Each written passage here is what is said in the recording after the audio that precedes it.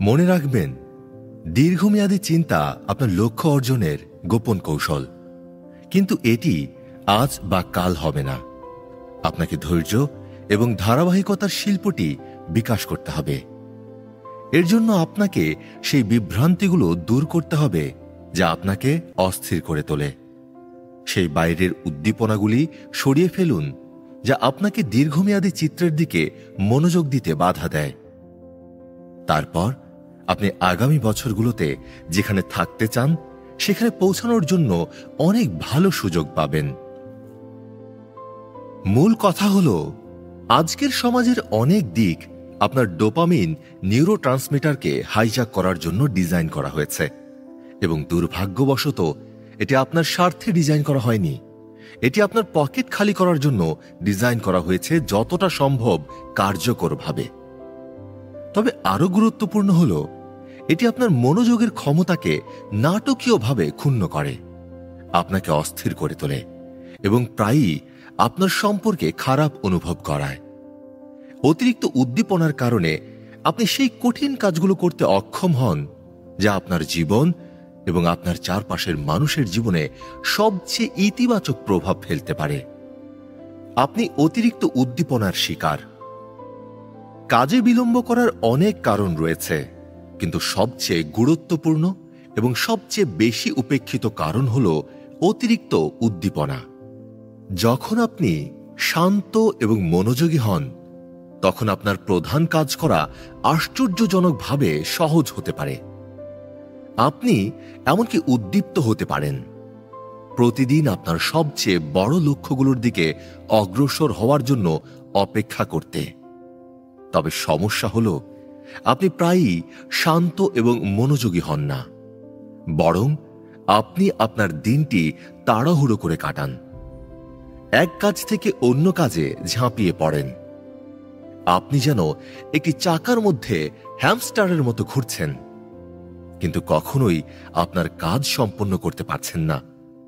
আপনি বিভ্রান্তির কারণে আপনার মনোযোগ হারিয়ে ফেলেন এবং ঘন্টার পর ঘন্টা ইমেল চেক করতে, সোশ্যাল মিডিয়া সাইটে যেতে বা একের পর এক শিক্ষামূলক ভিডিও দেখতে ব্যয় করেন।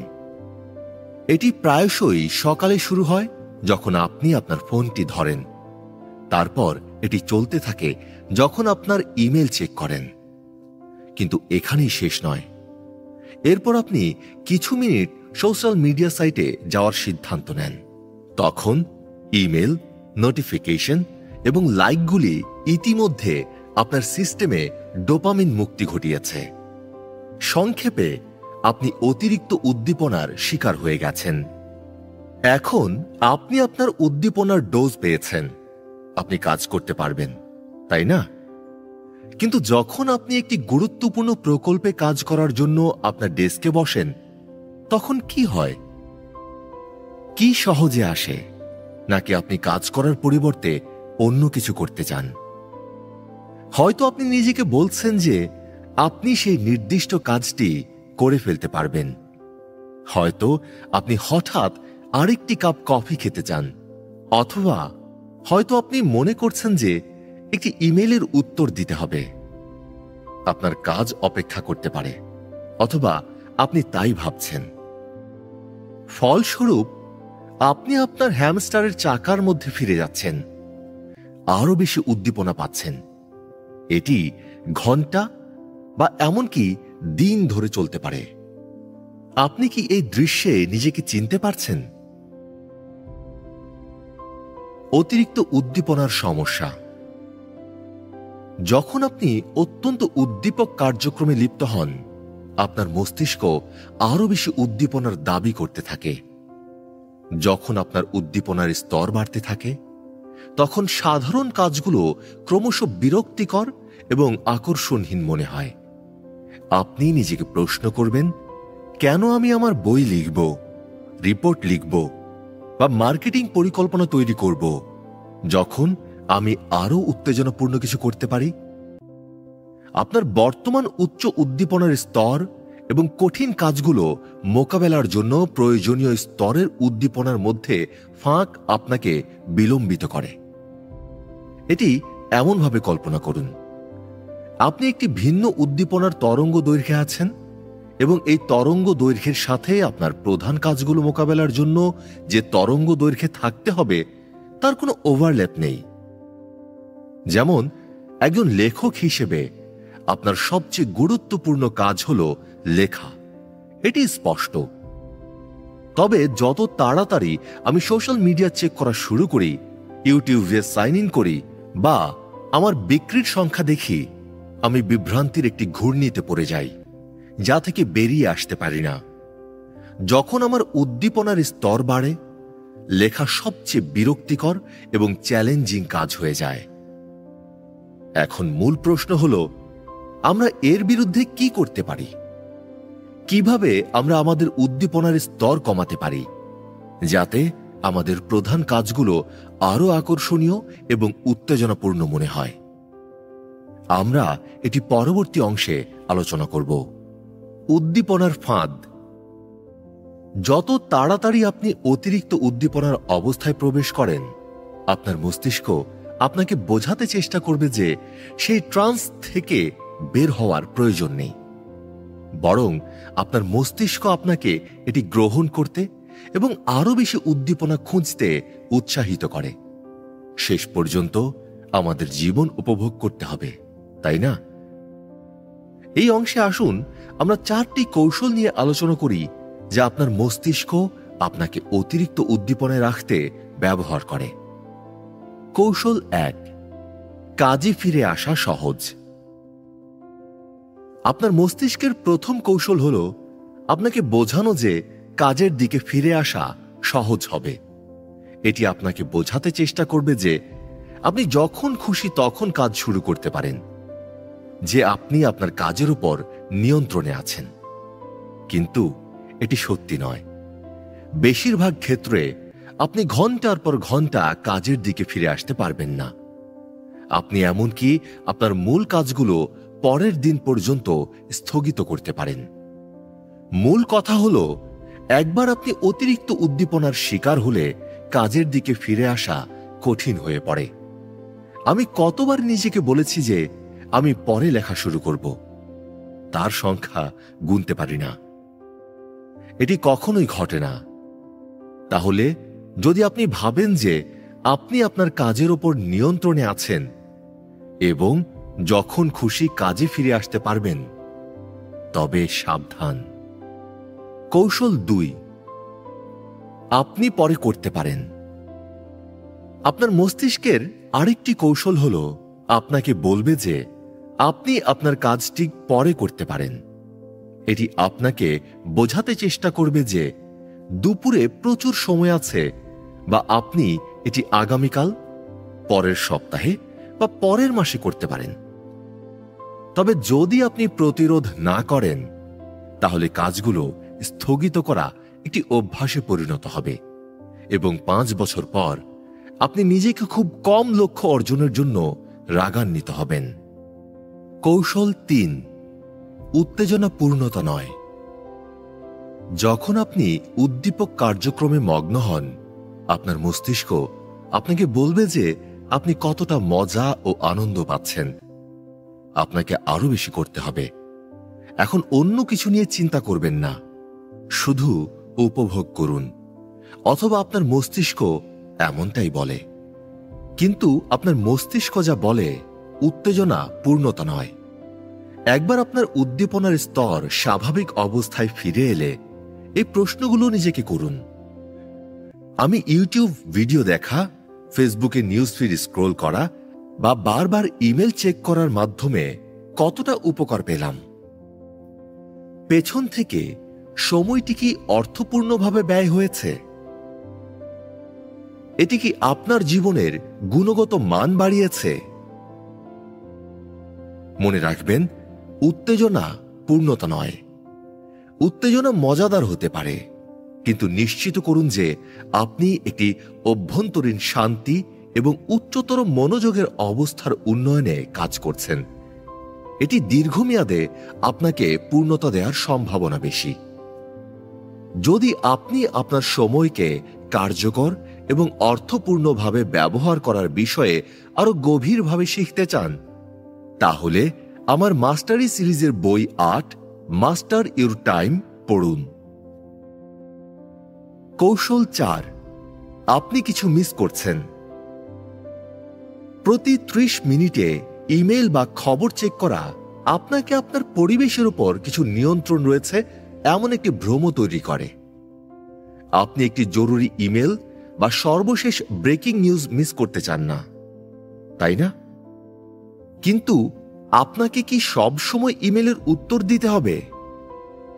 আপনাকে কি সত্যি নিয়মিত সর্বশেষ খবর চেক করতে হবে? এই চিন্তা ভাবনা মিস করার ভয়ের ফলস্বরূপ, এবং এই ভয় একটি অভাবের মানসিকতা প্রতিফলিত করে, যা ধারণা করে যে আপনার জন্য সীমিত সংখ্যক সুযোগ থাকতে পারে। তাই আপনাকে প্রতিটি সুযোগ গ্রহণ করতে হবে যতক্ষণ আপনি পারেন।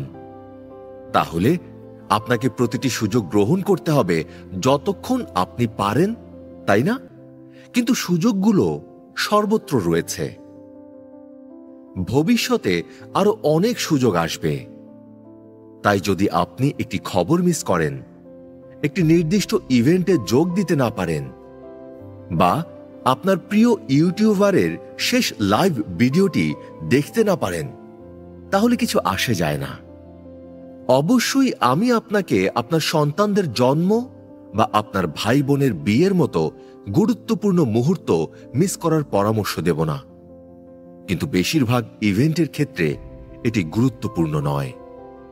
ব্যক্তিগতভাবে আমি খুব কমই খবর পড়ি এবং কখনোই ফোনের কলের উত্তর দিই না যতক্ষণ না আমি জানি কলারটি কে। এবং আমি প্রায় কখনোই একটি নির্দিষ্ট ইভেন্ট মিস করার বিষয়ে চিন্তা করি না, কারণ আমি জানি ভবিষ্যতে আরো অনেক ইভেন্ট উপভোগ করার সুযোগ থাকবে। আপনার কি? আপনি কি মিস করার ভয় অনুভব করেন? আপনার দিনটি কাটানোর সময় যখনই আপনি এই ফাঁদগুলোর মধ্যে পড়েন তা লক্ষ্য করুন। সচেতনতা আপনাকে সাহায্য করবে যখন আপনি আপনার উদ্দীপনার স্তর কমাতে এবং আপনার লক্ষ্যগুলোর প্রতি আরো মনোযোগী হতে শুরু করবেন। ডিটক্সের সুবিধাসমূহ। বিভিন্ন ধরনের ডোপামিন ডিটক্স এবং তাদের সুবিধাসমূহ। এখন পর্যন্ত আমরা দেখেছি যে কঠিন কাজ করার পথে একটি বড় সমস্যা হল অতিরিক্ত উদ্দীপনা। তাই আপনার প্রধান কাজগুলো মোকাবেলার সমাধান হল আপনার উদ্দীপনার স্তর কমানো। এটাই ডোপামিন ডিটক্সের উদ্দেশ্য। ডোপামিন ডিটক্স কি? ডোপামিন ডিটক্স প্রক্রিয়াকে বর্ণনা করে অতিরিক্ত উদ্দীপনা প্রতিরোধ করতে উদ্দীপনার স্তর কমানো এবং প্রধান কাজগুলো মোকাবেলার জন্য সঠিক মানসিক অবস্থায় পৌঁছানো। দ্রুত একটি সতর্কতা। বৈজ্ঞানিকভাবে বললে ডোপামিন ডিটক্স শব্দটি ভুল, কারণ এটি বোঝায় যে আপনি আপনার সিস্টেমে খুব বেশি ডোপামিন মুক্তি দিচ্ছেন। সত্যি বলতে, যখন আপনি অতিরিক্ত উদ্দীপনার শিকার হন, তখন একই পরিমাণ ডোপামিন মুক্তির জন্য আপনাকে আরো বেশি বাইরের উদ্দীপনার প্রয়োজন হয়। ডোপামিন ডিটক্স উদ্দীপনা কমাতে সাহায্য করে, ফলে আপনাকে আরো প্রাকৃতিক অবস্থায় ফিরিয়ে নিয়ে আসে। যখন আপনার কম উদ্দীপনার প্রয়োজন হয়, তখন চ্যালেঞ্জিং, বিরক্তিকর বা ক্লান্তিকর কাজগুলো আরো আকর্ষণীয় এবং সহজ হয়ে ওঠে। এখন আসুন আমরা উপলব্ধ বিভিন্ন ধরনের ডোপামিন ডিটক্সের দিকে নজর দেই। এই বইয়ে আমি আপনাকে 3টি ভিন্ন ধরনের ডিটক্সের সাথে পরিচয় করিয়ে দেব। 48 ঘন্টার সম্পূর্ণ ডোপামিন ডিটক্স, 24 ঘন্টার ডোপামিন ডিটক্স, আংশিক ডোপামিন ডিটক্স। আসুন প্রতিটি প্রক্রিয়া সম্পর্কে আরো বিস্তারিত আলোচনা করি এবং কিভাবে এগুলো কাজ করে তা জানি। 48 ঘন্টার সম্পূর্ণ ডোপামিন ডিটক্স। এটি ডোপামিন ডিটক্সের সবচেয়ে চাহিদা সম্পন্ন ধরন। এর ভিত্তি খুবই সহজ। আপনাকে মোট 48 ঘন্টার জন্য বেশিরভাগ বা সমস্ত বাইরের উদ্দীপনার উৎস বাদ দিতে হবে।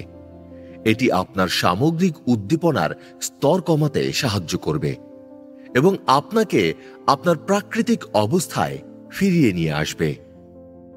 আপনি অনেক বেশি শান্ত অনুভব করবেন এবং যে কোনো নির্দিষ্ট গুরুত্বপূর্ণ কাজের প্রতি মনোযোগ দিতে সহজ হবে। সব বাইরের উদ্দীপনার উৎস বাদ দেয়া বলতে আমি বোঝাচ্ছি যে আপনাকে 48 ঘন্টার জন্য আপনার জীবন থেকে এই জিনিসগুলো সরিয়ে ফেলতে হবে। মাদক বা অ্যালকোহল গ্রহণ, ব্যায়াম, ইন্টারনেট, সিনেমা, সঙ্গীত, শুধুমাত্র ধ্যান বা শিথিলকরণের সঙ্গীত বাদে, ফোন, সোশ্যাল মিডিয়া, চিনি বা প্রক্রিয়াজাত খাবার, ভিডিও গেম। এই প্রতিটি কার্যক্রম আপনাকে উদ্দীপ্ত করে। কিছু কিছু অন্যদের চেয়ে বেশি। এখন আপনি হয়তো ভাবছেন, যদি আমি এই বিভ্রান্তিগুলো বাদ দেই তাহলে আমি কি করব? এই বিষয়ে কিছু পরামর্শ দেয়া হলো। চিন্তা ভাবনার জন্য হাঁটা, জার্নাল লেখা, ধ্যান বা শিথিলকরণ, সচেতনতা অনুশীলন, রিটেক পড়া, উত্তেজক কিছু বাদে, স্ট্রেচিং অনুশীলন। যেমন আপনি দেখতে পাচ্ছেন, 48 ঘন্টার ডোপামিন ডিটক্স অত্যন্ত তীব্র এবং কিছুটা কঠোর মনে হতে পারে, কিন্তু এটি আরো চরম হতে পারে। আমার এক বন্ধু নিলস একটি ভিপাসনা রিট্রিটে অংশগ্রহণ করেছিলেন, যা 10 দিনের ধ্যান রিট্রিট। 10 দিন ধরে অংশগ্রহণকারীদেরকে এই বিষয়গুলো মেনে চলতে হয়। সম্পূর্ণ নীরবতা বজায় রাখা এবং কারো সাথে কোনো অঙ্গভঙ্গি বা চোখের যোগাযোগ না করা, শারীরিক যোগাযোগ না করা, কোনো শারীরিক ব্যায়াম না করা, ধূমপান, মদ্যপান বা অন্য কোনো মাদক গ্রহণ না করা, ফোন এবং ইন্টারনেট ছেড়ে দেওয়া এবং বাইরের যোগাযোগ এড়ানো, সঙ্গীত, পড়া এবং লেখা এড়ানো, ভিডিও ধারণ বা ছবি তোলা এড়ানো। এখন 48 ঘন্টার ডোপামিন ডিটক্স তুলনামূলকভাবে সহজ মনে হচ্ছে, তাই না? নিলস তার অভিজ্ঞতা বিস্তারিতভাবে বর্ণনা করেছেন তার প্রবন্ধে মাই 10-ডে ভিপাসনা এক্সপেরিয়েন্স, সাইলেন্ট মেডিটেশন রিট্রিট, 24 ঘন্টার ডোপামিন ডিটক্স। এই ধরনের ডোপামিন ডিটক্স 48 ঘন্টার ডোপামিন ডিটক্সের মতোই, কিন্তু সংজ্ঞা অনুসারে এটি ছোট। তাই যদিও এটি সহজ হবে, এটি কিছুটা কম কার্যকর হবে। মনে রাখবেন, আপনার উদ্দীপনা স্বাভাবিক স্তরে ফিরে আসতে কয়েকদিন সময় লাগতে পারে। আংশিক ডোপামিন ডিটক্স। এই ধরনের ডোপামিন ডিটক্স কম কঠোর, কিন্তু এটি দীর্ঘ সময় ধরে বজায় রাখলে অত্যন্ত কার্যকর হতে পারে। এটি আপনার সবচেয়ে বড় উদ্দীপনার উৎসটি সরিয়ে ফেলতে অন্তর্ভুক্ত করে। সাধারণত একটি নির্দিষ্ট কার্যকলাপ আপনার সবচেয়ে বড় বিভ্রান্তি হিসেবে কাজ করে। উদাহরণস্বরূপ, আমার জন্য এটি ইউটিউব। আপনার জন্য কি? আপনার সবচেয়ে বড় উদ্দীপনার উৎস কি? পরবর্তী অংশে আমরা কিভাবে এটি চিহ্নিত করতে হয় এবং কিভাবে কার্যকরভাবে এটি নির্মূল করতে হয় তা দেখব।